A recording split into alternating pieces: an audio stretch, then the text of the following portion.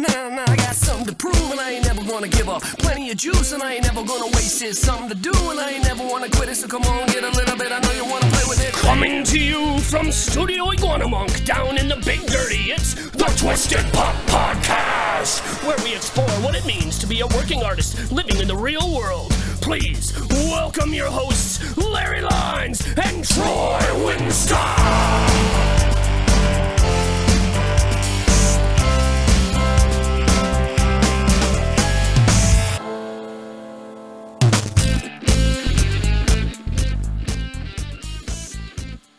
Now. Oh, wow. Well, you know, 3 times a screw up is all right with me. And so this is the Twisted Pop Podcast, episode 23? No.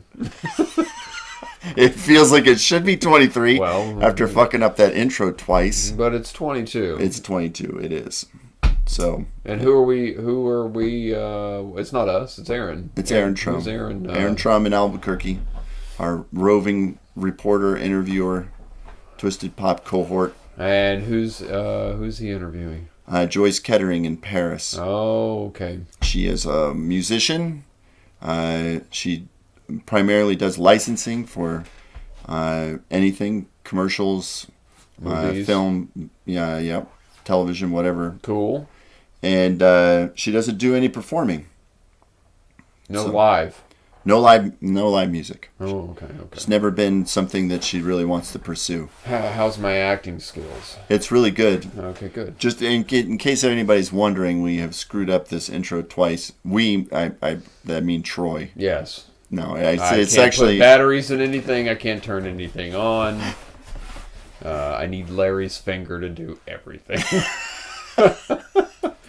Episode 22, she has a whole arsenal of music on a website that I will put in the show notes, and they mention a couple times in the interview. And a lot of musical talent. Yeah. She went to a conservatory. Yep, she plays a number of instruments, trumpet, I think guitar, and some other things. So, I've listened to some of her music. It's pretty good. Cool. It's really well done. So, and the interview's pretty interesting. She hits on this topic about quantity over quality. Okay. And so. And what kind of links are you going to put up there? What do you mean? What kind of links? What kind of links are you going to put to her stuff? I'm going to put a link to her website. If there's anything, it's she's got a website, and there's a whole lot of samples on the website. So. It's pretty cool. If I can find some other stuff like actual film or TV or something, links to stuff that has her music in it, I'll put. So that she up doesn't too. actually put albums together. She just does like. Yeah. Oh, she does. No, she only does licensing. Oh, so okay. She's making music for licensing mostly. And she sings? I think so. Okay. Yeah. Good. I can't wait to hear it. Yeah, me too. Roll it. All right. Hi, everybody at Twisted Pop. I'm here. This is Aaron J. Trumm, and I'm here with Joyce Kettering. Is that how you say it? Kettering. Or Kettering. And she's from Paris, France. Is that right? Yeah, absolutely. And I thought I'd just ask you to talk about how you got started in music and that kind of thing. All right. So, I started playing music when I was a kid. I went to the conservatory in France, so I started with studying music theory and the trumpet, and then I also played the piano at the conservatory. So started the trumpet when I was 8 years old, piano when I was I think 13, something like that, and then I started writing songs when I was 18, I'd say. And nothing too serious. I'd still go to the conservatory 3 or 4 times a week. I'd play in an orchestra, stuff like that, but nothing professional. And I studied. I didn't study music in school at university, and then I studied British literature, and then I started a full-time job in finance, and that brought me to London in 2011, and that's actually when I started pursuing music as a career. It was kind of a side hustle from the job in finance, but I didn't know anyone in London really, so it was difficult to socialize as well because I was traveling for work a lot. So I thought, okay, let me join a music school. I'll meet some people there, and at least I won't spend all that time alone at home. So that's how I started learning about music production. I did a course in sound engineering, so I learned how to record music. Then I learned how to produce it. I learned how to write it in a DAW because I had always written my songs with a piano or guitar. So yeah, that's how I got started. And my first mentor in London in music school was actually only a couple of years older than me, and he was making something like 6K 6K every month in profit. So just in salary, he was paying himself from writing trailer music. And I thought, oh, that's awesome because I actually don't want to tour. I don't feel like I don't think I'm like the performer's lifestyle is not something that attracts me. So why don't I do like him and try to license my music? You can make a good living and you can do it from home and you can do it with a full-time job. So that's how I got started. Nice. So do you perform at all where you live, or do you just decide I'm a studio person? No, I'm a studio person. I used to. So Nice. when I was a kid, teenager, young adult, I'd perform, mostly in the orchestra with the trumpet. But I'm just not attracted to that lifestyle. Like, I haven't been on stage in ages, but based on my personality, I would imagine I would enjoy it very much because I do like that kind of I like to make people laugh. I like to make people have people spending a good time. So I would imagine I would like performing in front of people, but um, I just don't see myself traveling around the country trying to get gigs organized, having to budget the gigs, having to play when I don't feel like it. It just I don't find that very attractive. So yeah, I don't do it. Although I Yeah. think the stage part I would love, but all the requirements, everything the time and energy you need to invest. I don't, I'm not prepared to make those sacrifices. Yeah. It's just I be on the road all the time, and I still kind of want to be, but not as much. It's just hard. It's hard when you're never home, and yeah, for sure. So you did that, and I read on your website just now that you just quit the full-time job like last year or this year. Yeah, Is that right? my last day was actually Nice. St. Patrick's Day. Nice. So how's that going? It's going well. I mean,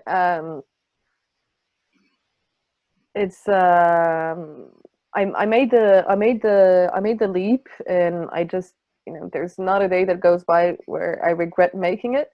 Sometimes I have doubts for a couple of hours because I'm like, oh, but I quit a well-paid job in finance, so just having that money come in every month without doing I just needed to show up and do a decent job. I didn't have to hustle. I didn't have if I was ill, I could stay at home and be paid.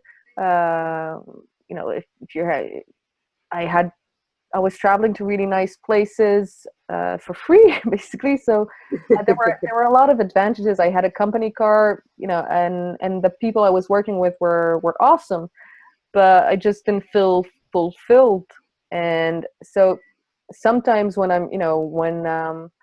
the thing is, as a musician, as a musicpreneur or an entrepreneur or a musician, what's difficult is sometimes you work a lot for a couple of weeks and nothing happens, and it doesn't mean you're not doing anything right. It's just that sometimes it takes time before you see results. Whereas I think when you work as an employee, you show up, you get paid, and most of the time, Right. you don't get fired. I mean, in France, we're very protected. So unless you do something absolutely horrible, or if the company is in great financial difficulty, it's a very secure lifestyle. And there are many advantages to that. But, what I've noticed since I left is, I just, like, I spend my days doing stuff I really enjoy. And I have bad days once in a while. I sometimes I feel down and a bit alone, because I'm working on my own quite a lot of the time. But I mean, the advantages are incredible. If I need to, for example, if I have trouble going to sleep one night, I don't have to stress about getting up in the next morning.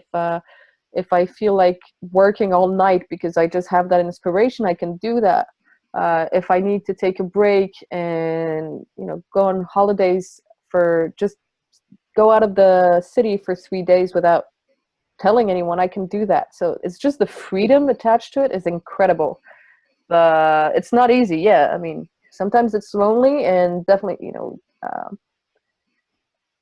I think the big thing is, if by any chance I had health issues, then it would be really difficult, because suddenly you're not getting paid. If I don't know, it's tricky. Like, when you're really used to the secure lifestyle, it can be a bit scary sometimes. I'm like, what if I get hit by a car and I need, I can't write for the blog for 2 months or whatever. So sometimes that kind of scenario, those scenarios come into my mind, but 90% of the time it's awesome. Nice. So, talk about your typical day. Like, how do you deal with your workflow and what you do every day? Right. So that changes a lot. I have different periods. So there are the periods where I wake up at 5:30 a.m. and I meditate, I go for a run, I come back, I shower, I have breakfast, and then I work on a project. So a project could be music, writing new music. It could be writing a new blog post, or it could be trying to license my music, so sending out my music to people. So those are the three main activities I take care of. And also, actually, now I have a fourth, which is teaching people to license their own music. So then usually when I start that early, I'm done by 11 a.m., 12 p.m. and I'm done for the day. I just put in, between 2 and 4 hours of really intense work, and I find I'm very, very productive that way, and I actually don't need to do anything in the afternoon. So Awesome. that's one way I work. Right now, at the moment, it's a bit different. So I'm working more with like a 2-hour session in the morning and 2-hour session in the afternoon, but I wake up a bit later, and that's working out for me at the moment. But I launched this course, and I'm still adjusting how to deal with that, because so there's a private Facebook community. I want to make sure I'm there for everyone, but I also need to make sure I don't spend all my time on Facebook answering their questions, because otherwise I don't have time for my own projects. So I'm still adjusting to that and trying to find out the way I work the best. But I experiment a lot. So for a couple of months, I'll be able to wake up at 5:30 in the morning, and then for another couple of months, I'll wake up later, but I'll work on Saturdays, stuff like that. I just experiment. But what I do is I schedule a lot of time to relax, so to read, to listen to podcasts, and to watch movies. And I make sure I schedule that time to relax, because otherwise I kind of a workaholic, and I just keep going, and you know how it is. You keep working really, really hard, and then there are diminishing returns. Actually, you just kind of, your brain kind of cries, and you're Yeah. useless. You're working, but you're not doing anything useful. So Yeah, that happens to me. I definitely had to start making boundaries. And I still have to remind myself to make boundaries. I'll go through, a couple of weeks where it's like, man, I keep looking at the computer and my head hurts. So yeah. I love that you can go, for a couple hours and say, okay, I'm done for the day. I'm good. That's pretty good. I think that's great discipline on your part, and shows that you've been doing this a while and getting some experience with it. Yeah, I mean, it's and as I said, I mean, I always experiment with it, so sometimes I'll forget. And but one thing that really helps is meditation. Like I use the Headspace app, and I meditate a little bit every day. So, not a lot, between 3 minutes and 10 minutes, but um, you know, I find that mindfulness exercises then helps in so many other areas of my life, because, for example, when I'm working and not focused, I actually notice now, whereas before Yeah. I didn't notice as much. So I think it helps in that way. But for sure, I mean, you said it right. Sometimes for 2 weeks you'll be doing great, and then suddenly, a month later you're like, wait, when did I mess up? When did I Yeah. get off track? So yeah, Yeah, and it's very easy to be looking at Facebook all the time too. yeah. Especially because you think I get a feeling of pressure, like I need to keep talking to people. I need to, and it's good to talk to people, but sometimes I'm like, okay, wow, I've been looking at Facebook all day. Yeah, and I think there's also that thing where when you receive an email or a Facebook message, you feel like you should answer right away. And Yeah, then, you make that after, you're like, okay, I'll answer right away, except every time you answer, a lot of, half the time they have another question. So yeah, I think the faster you answer, the more people ask you questions, and it's not their fault, it's your fault, because you're saying, you know, I'm available, just, my time is your time, just do with it whatever you will. And and whereas if you pause and you wait, I mean, I've been experimenting with just checking Facebook once or twice a day, and I find yeah, it's first of all, my answers are much better. They're more they're more considerate, they're more thoughtful. mm, And also, I think when I when I don't answer right away, people take the time to read the answer and to come up with new questions, instead of just, then it's a conversation, and then you can't just leave in the middle of the conversation. So yeah, it's tricky. yeah. That's cool. That's cool. So you've taken up teaching, you said, and I Yeah. noticed your blog is bent that way. Your blog is actually a separate site from your music site, and it's mostly about sort of teaching, I guess, how to be. Let me look at it, because I remember I love the title of it. Oh, creative and productive. Yeah, that's right. It just that's so to the point. Creative and productive. That's awesome. And I actually just clicked right before you gave me the Zoom link. I clicked on one of your blog posts that says the truth about time. You have plenty of it, and I haven't read it yet. But I was like, what? I need to see this, because that's not how I feel most of the time. So Yeah. yeah, I mean, tell me about your teaching, and why did you start wanting to teach stuff to people?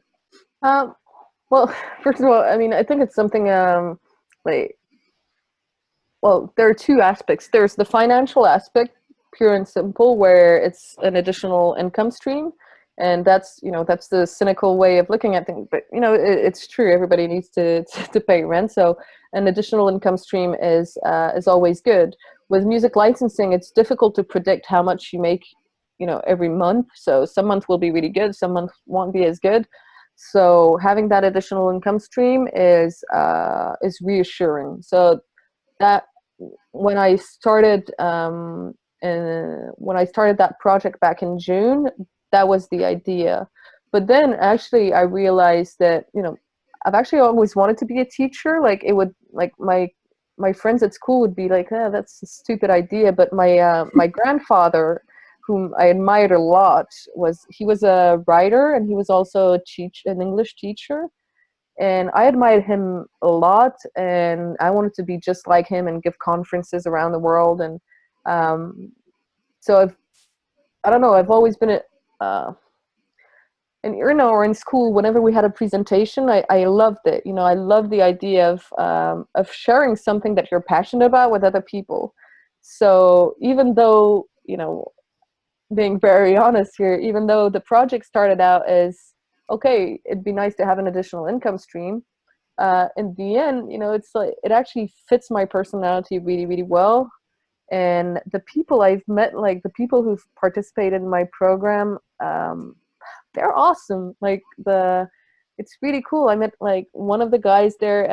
He lives in St. Petersburg, and he invited me over. So I'm gonna go and visit him in May. And I mean, it's just really cool. They're really nice people. It's great to work with other musicians because, as I mentioned before, it can get a bit lonely.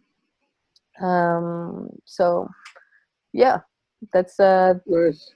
that's initially the idea was, okay, if I can make a bit extra money, it'd be great. And now, I mean, of course it's nice to make the extra money, but it's just so much more than that. Yeah, yeah. I mean, I've had several conversations with people in our classes, the various classes that I've been in, where at some point, a lot of us at some point get to this point where we go, wait a minute, can I trust these teachers? Why are they teaching if they can make a living in music? And do they have our best intentions at heart?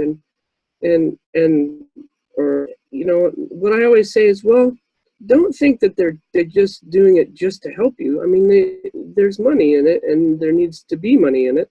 And so we're all trying to figure out how to make a living, right? But it's not a scam. Somebody has some knowledge and they say, well, I'm going to share this knowledge. And then you pointed just now to something where this happens to me too. I'm not really teaching, but it does come up that I sort of, after a long time and where I know a lot of stuff, I want to share it, and I want to, maybe be a leader a little bit and help people, so I find myself making long comments in Facebook. Now, if somebody, has a question about business or something that I understand really well, if it's engineering or whatever it is, and I'm like, oh, I see why people start teaching a little bit now. Now I'm starting to trust the people that are teaching a little better, because I'm going, oh, I see. And I've asked, I asked you, I have asked some other people, and the answer is usually the same. It's like, yeah, we needed to make some money, but also we wanted to share this knowledge, and now we're meeting a lot of people, and this is awesome. Kind of like Kathy in that class. Yeah, and I mean, like everything that's in my program, I also provide it for free in the blog posts. So the idea is not to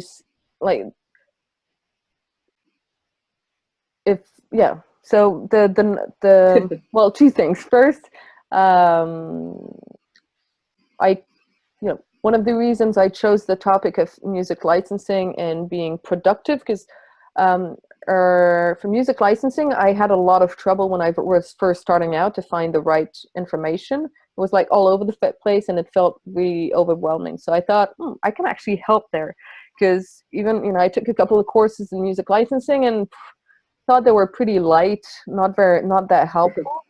And I thought, I used to be a financial auditor, so I'm very rigorous. Like I do spreadsheets, I do checklists, and I actually enjoy it. That's the worst. I'm a super geek, so I thought, nice. I can definitely help there. I can definitely bring value to musicians who are struggling, who are trying to make a living with music licensing, but are not making any money. But I can't remember what the second part. But yeah, no, the content is actually free. Like if you go on creativeandproductive.com, I'm publishing really, I think, of course I'm biased, but I think I'm publishing really good content regularly. So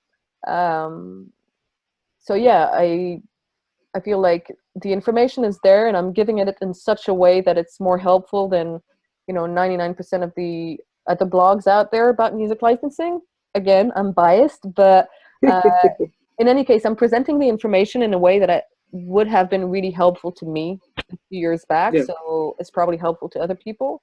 And then, of course, if you want my input, if you want access to the community, if that takes a lot of my time. So then, of course, I need people to give me money in exchange, because it takes a lot of my time. And if if it also takes a lot of my time to write the blogs, but that I do for free. And then it's just finding the right balance so that it's fair to everyone. Because obviously, the time I spend on the course, I don't spend on my own. And that's a typical licensing or a typical marketing strategy. Yeah. That works really well. I don't know if you've done a lot of reading about internet marketing or whatever, but I've done some reading recently, and that comes up a lot. We offer a lot of really helpful content for free, and in some cases, like you said, all of it really is available for free. But the service that people pay for when they buy your courses, well, we're going to package it, and we're going to help you go through it, and I'm going to be available to you. And I do think that's really worth money, because it's hard to go through all of the blogs, and if you have somebody to guide you through it, it's pretty good. Yeah, and I mean, I think we're used to paying for stuff less and less, and that's also why, as musicians, we're struggling more and more, is because people are not paying for music in the same way that they used to. So, we need to be ethical in the way we consume content as well. So you can't. Yeah. Obviously, some people don't have the resources to purchase online courses, and actually, I've just done a launch, like a special offer for my course, and one guy came and said, it's awesome because you're like, it would usually be $497, and I brought it down to $297 because I was doing this partnership with Dave Kusek from the New Artist Model. And this guy came and said, the discount is awesome, but I'm not sure I can afford it. I'm in so many other courses. I don't have any songs ready yet. Do you think I should purchase it? And I said, no, you shouldn't. You're not ready. And he kept coming back to me. He actually emailed me, like, messaged me on Facebook about 10 times, and like almost at one point I was like, I already told you shouldn't be buying this. Like, yeah, there's a 40% discount, but you don't need it. You don't even have any music ready. So focus on the music, and focus on writing it, on producing it, and then when you have music ready, come back to me. And if it's the discount, if it's the FOMO thing, the fear of missing out, that's freaking you out, just get back to me in 6 months and we'll talk about it and see what we can do. But don't buy it. You don't have the money. You shouldn't be buying music licensing stuff when you don't have any music ready. It's as simple as that. So again, I mean, people might not have that image of the financial auditor, but I'm super ethical when it comes and I think it's important, because honestly, when you build a business online, as you said, why should people trust you? So if you're gonna lie, or if you're not going to be ethical, people are gonna notice pretty soon. So you might be able to make quick money once, maybe even twice, but after a while, and that happened to me actually. There was someone that I bought a course from, and it was okay, and I thought, okay, it's okay. It's not great, but it's okay. I'll get his other course, and it turns out that was a scam, and I'm never buying from that person ever again. And I check on him once in a while. I check his internet stats, and I see his website is going down, down, down, down, down. So yeah, I don't think it makes sense to anyway, that's not the road I'm taking. No, totally. So that all kind of made me think about art in general, and I just wanted to ask more esoteric question about what's your philosophy about art and what it means, and creativity and that kind of thing. I know that's a pretty esoteric question, but yeah, I like it. I think it's a great question. So I have a really I have a maybe a bit weird approach to making music. I'll talk about music because that's what I do. So when I write music, um, I don't care about quality. So Nice. let Okay. me clarify. So and I experienced it again today.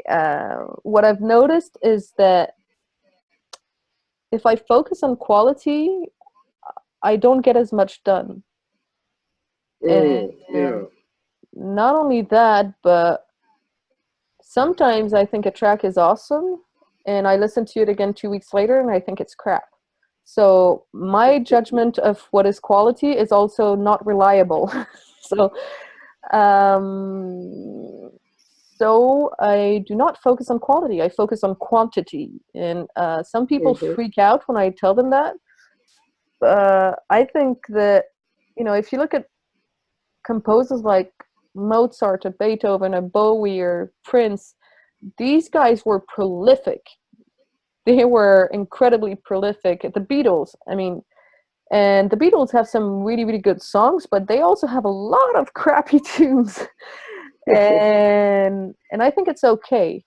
And to go back to your to what is art, I I think for my music, there some of my music is art in the sense that it's just a dumping of emotions and trying to know just to paint a beautiful picture of some an abstract picture of something that's abstract. But there's also a place for music as entertainment. So people might say that someone like David Guetta, so he's French, and in France people make fun of him, like Hmm. just like, oh, he only writes one note or one chord per song or whatever. And I think that's completely unfair, because what he Yeah. does is he entertains people. He makes them happy. He makes them euphoric. He makes them dance. And I mean, that has value as well. So um, I consider myself more of an artisan than an artist, because, as I mentioned, I focus on the craft, on the quantity, and just producing as much as I can. So in that sense, I'm more of an artisan. But I think I don't know. Maybe I'm an artist. Sometimes I don't even do it on purpose, and I don't know. If if artist is related to quality, I mean, quality is so subjective, and I don't Yeah. Yeah. No, I totally get it. I mean, I really would say the same thing. As I was a poet for a long time, and one of the best poets that I ever knew just told me straight out, most of my stuff sucks. know. You know, because he just writes, not my stuff, his stuff. Yeah, But I said, because he just writes and writes and writes and writes, and the key for me in being like considered a good poet out there when I performed was I I don't perform everything. It doesn't mean I stop myself when I'm writing, right? It's like you said, like I'm just yeah, focused on quantity at that point and just letting it flow. And then like you said, it's like I don't really necessarily know what's good until I sort of if it matters to me what other people think, and it does, if you're trying to license or if you're trying to sell stuff, or then you go and check with them. So we used to have a whole, as a poet, we had a whole sort of system of vetting poems that started off with like the safest open mic, where I wouldn't even have it memorized, right? And then you sort of build up to the bigger and bigger shows, as and if something didn't ever get any good feedback, you kind of went in the trash heap. It's still valid to have done it, but the judgment came later rather than, I think Kathy Heller says this is when her brainstorming, you don't judge and try to edit when you're brainstorming, right? You just let yourself flow. So I dig what you say there. I mean, especially Mozart or David Bowie, it's like constant, which I think is part of the dream, is that we want to be artists for a living so that we don't have something else that we have to do, and not be constantly creating and getting better and better, which is interesting because as an indie, you end up having to do a lot of stuff. other than writing. Yeah, that's true. That's a good point, actually. But what I found is it's worth it because it's just because like you're doing it for yourself. So Yeah, you know you're not doing it for a corporation who's taking the profits and paying you a yeah, tiny portion of the value you brought. yeah, You're doing it for yourself, and there's something incredible about I don't know, just like whether it's for the music or for the course, I'm just like, wow, people are paying me for something that, did not exist. And then my brain and my fingers made it. that's And awesome. then it existed, and then people thought, oh, that's cool, I'll buy it. And that's like magic to me. That's so cool. I think that literally is what magic is. I mean, you've just created from nothing, right? That's Yeah, literally magic to me. yeah. Yeah, I love that, and I still, for me, performing is still like that. It's like you get up there and especially me, like I'm pretty shy off the stage, and so no one's noticing me. Like people aren't walking up to me in the before the show. They don't even know I'm there, and then you just sort of, Yeah, and then everyone's like, whoa, and then people, and you just connecting. It's yeah. like it's creating and connecting is super super sick, and it's harder to do for me. It's harder to do online all the time. Like you said, it's lonely sometimes.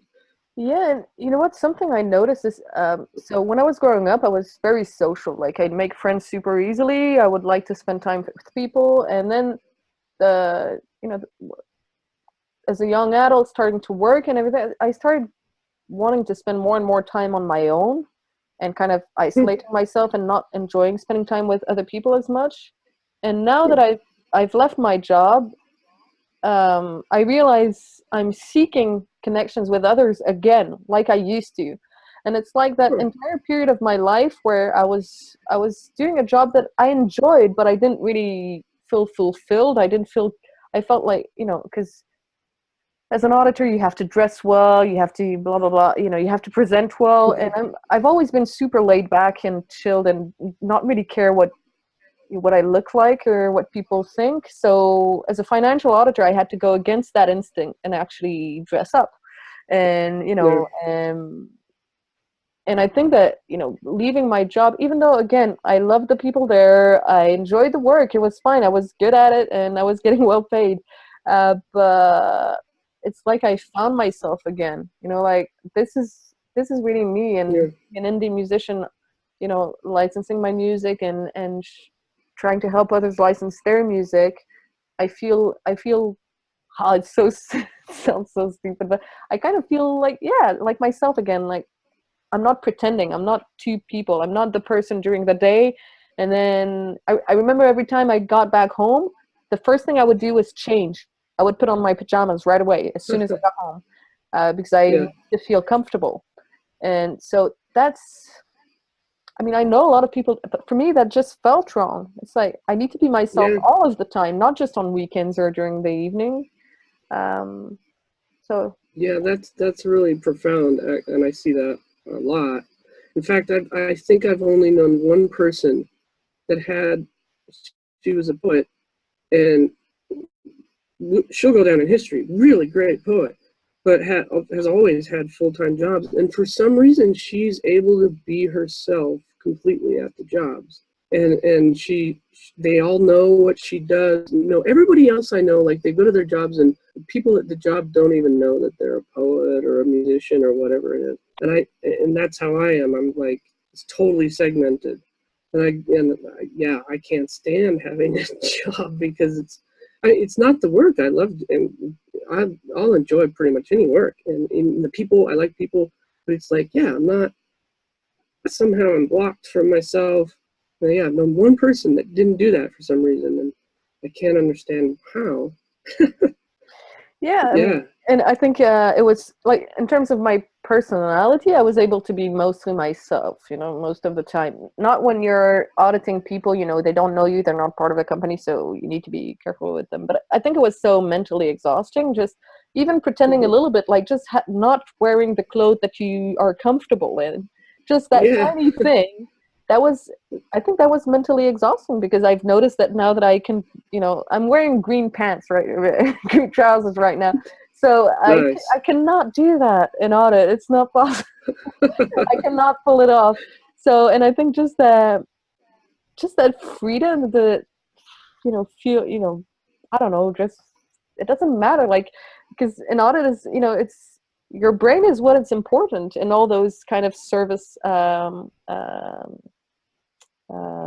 jobs, so I didn't understand why they needed me to dress a certain way, but anyway, it's enough about my fascination for pajamas. I just like wearing my pajamas. Well, that's awesome. That's awesome. You can do something in your pajamas that you love. Yeah. Which is awesome. And if you want to go out, you can go out in your pajamas if you want. Yeah. I've actually done that once. So. Nice. It was part of the bet. I didn't just do it because. It's almost disappointing.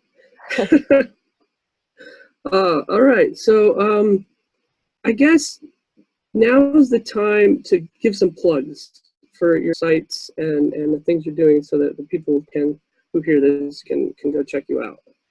Okay. So I have 2 websites. There's the website where I license my music, madlassmusic.com. And also, if you look for Mad Lass Music on Facebook or on YouTube, you'll see that right now what I've been doing since May, is every day I put out a video. So the first 100 episodes were me making a new track in 30 minutes or less. So that's kind of cool, because as you can imagine, sometimes it sounds terrible, but sometimes it's surprisingly good. And right now I'm on episode 162, I think, and episodes 101 to 200 will be me developing those tracks. So the goal is to have it's to finish between 25 and 40, and then we'll see what I'll do from episode 201 onwards. A friend of mine suggested I should show people how to license that music, so I might do that. Next steps, like what happens with the song after. So I might show that. And the second website I have is creativeandproductive.com. So that's like the tagline for that website is write more music, sell more music. So it's basically a website where I share all my productivity tips. So the post you mentioned about having a lot of time, I show how you can organize your week. Like, I kind of try to demystify the week, I have and I have a lot of content about music licensing, how you can get started even if you don't know anyone, even if you have zero money, because that's one thing I'm very I truly believe you should not be paying to play. So I don't use any platforms where you need to pay to submit your music. I think there are probably a couple that are worth it, but I don't know. It feels scammy to me, so I don't recommend any of those. But on that website, I explain how I do it, basically, and so that you can try doing it as well. And as I mentioned before, there are checklists and spreadsheets. So for the geekiest among your audience, they'll enjoy it. Nice. Well, it's been really awesome to talk to you. Same here. I really enjoyed talking to you, Aaron. Yeah, and we'll be talking behind the scenes, because we do a lot on the Facebook groups. So I'll see you soon. And thanks so much. And everybody, go check out Mad Lass Music and creativeandproductive.com and check out Joyce. Bye. Bye. Thank you for listening to the Twisted Pop Podcast. For show notes, go to twistedpop.com/podcast. Merchandise at bigmyth.com. That's BIG-MYTH.com. In association with NQuit.com. Until next time, this is the Twisted Pop Podcast. Free.